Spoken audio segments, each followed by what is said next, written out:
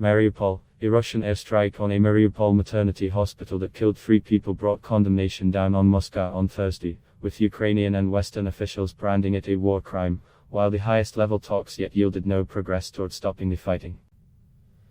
Emergency workers renewed efforts to get food and medical supplies into besieged cities and get traumatized civilians up. Ukrainian authorities said a child was among the dead in Wednesday's airstrike in the vital southern port of Mariupol. 17 people were also wounded, including women waiting to give birth, doctors, and children buried in the rubble. Images of pregnant women covered in dust and blood dominated news reports in many countries and brought a new wave of horror over the 2-week Cold War sparked by Russia's invasion, which has killed thousands of soldiers and civilians, shaken the foundations of European security and driven more than 2.3 million people from Ukraine. Ukrainian President Volodymyr Zelensky told Russian leaders that the invasion will backfire on them as their economy is strangled. Western sanctions have already dealt a severe blow to the economy, causing the ruble to plunge, foreign businesses to flee, including, on Thursday, investment bank Goldman Sachs, and prices to rise sharply. "You will definitely be prosecuted for complicity in war crimes," Zelensky said in a video address. "And then, it will definitely happen. You will be hated by Russian citizens, everyone whom you have been deceiving constantly, daily, for many years in a row, when they feel the consequences of your lies in their wallets, in their shrinking possibilities, in the stolen future of Russian children." Russian President Vladimir Putin dismissed such talk, saying the country has endured sanctions before. "Just as we overcame these difficulties in the previous years, we will overcome them now," he said at a televised meeting of government officials. He did, however, acknowledge the sanctions create certain challenges. Millions more have been displaced inside Ukraine. Kyiv Mayor Vitaly Klitschko said about 2 million people, half the population of the metropolitan area, have left the capital, which has become practically a fortress. "Every street, every house is being fortified," he said. "Even people who in their lives never intended to change their clothes, now they are in uniform with machine guns in their hands." Bombs fell on 2 hospitals in a city west of Kyiv on Wednesday, its mayor said. The World Health Organization said it has confirmed 18 attacks on medical facilities since the invasion began. Western officials said Russian forces have made little progress on the ground in recent days. But they have intensified the bombardment of Mariupol and other cities, trapping hundreds of thousands of people, with food and water running short. Staff at one hospital on the outskirts of Kyiv say they've never seen anything like the flood of often badly injured patients streaming through their doors. Many are civilians.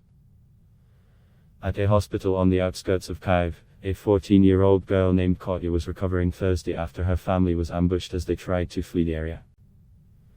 She was shot in the hand when their car was raked with gunfire from a roadside forest, said her mother, who identified herself only as Nina. The girl's father, who drove frantically from the ambush on blown-out tires, was in surgery at the Brovary Central District Hospital. His wife said he had been shot in the head and had 2 fingers blown off. Temporary ceasefires to allow evacuations and humanitarian aid have repeatedly faltered, with Ukraine accusing Russia of continuing its bombardments.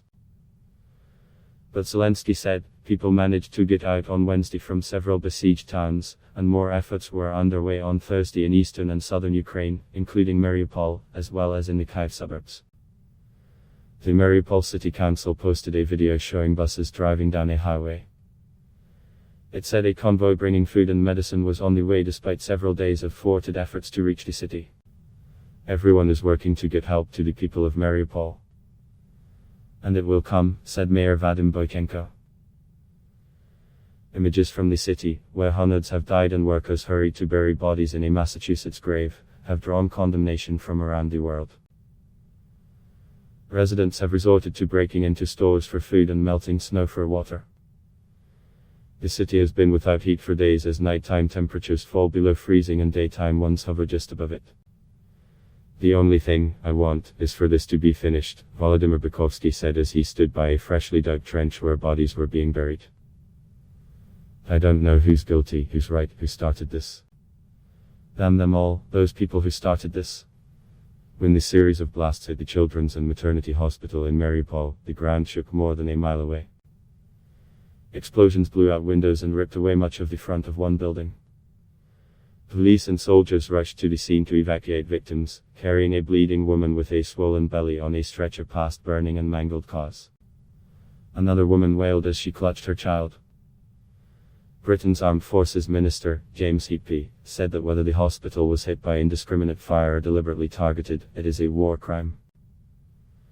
French President Emmanuel Macron called it a shameful and immoral act of war.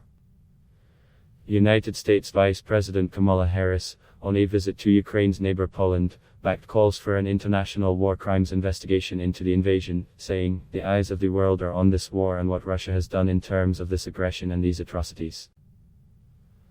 Russian Foreign Minister Sergei Lavrov dismissed concerns about civilian casualties as pathetic shrieks from Russia's enemies, and denied Moscow had even invaded. He also claimed without providing evidence that the Mariupol hospital had been seized by far-right radical fighters who were using it as a base, despite the fact that photographs from the aftermath showed pregnant women and children at the site. "We have not invaded Ukraine," he insisted. Several rounds of talks have not stopped the fighting, and a meeting in a Turkish Mediterranean resort between Lavrov and his Ukrainian counterpart, Dmytro Kuleba, failed to find much common ground. In their highest-level talks since the war began, the two sides discussed a 24-hour ceasefire but did not make progress, Kuleba said. He said Russia was still seeking surrender from Ukraine. "This is not what they are going to get," he said, adding that he was willing to continue the dialogue. Lavrov said Russia was ready for more negotiations but showed no sign of softening Moscow's demands. Russia has alleged that Western-looking U.S. backed Ukraine poses a threat to its security. Western officials suspect Putin wants to install a government friendly to Moscow in Kyiv as part of an effort to draw the former Soviet state back into its orbit. Russia's military is struggling, facing heavier losses and stronger Ukrainian resistance than it apparently anticipated. But Putin's forces have used air power to pummel key cities, often shelling populated areas. In Kharkiv, Ukraine's second-largest city, 91-year-old Alevtina Chernina sat wrapped in a blanket, an electric heater at her feet, as cold air blew in through a damaged window. She survived the brutal World War I siege of Leningrad, now St. Petersburg, and is now under siege again, her health too fragile to be moved. Her daughter-in-law Natalia said she was angry that Chernina began her life in Leningrad under the siege as a girl who was starving, who lived in cold and hunger, and she's ending her life in similar circumstances. Adblock test why?